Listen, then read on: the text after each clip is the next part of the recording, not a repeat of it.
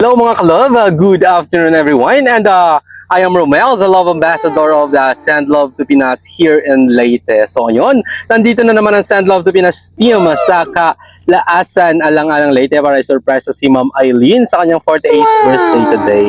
And na siyang ipasurpresa ng kanyang anak na si Ma'am Maylin Argiles all the way from Israel at ng kanyang manugang na si Ma'am Lailani. And ito po ang set na napili na package ni Mama Maylin para sa kanyang ina. Meron po tayo ditong 2 pieces bucket chicken. And meron po tayong pansit. Meron po tayong spaghetti. Meron tayong assorted kakanin.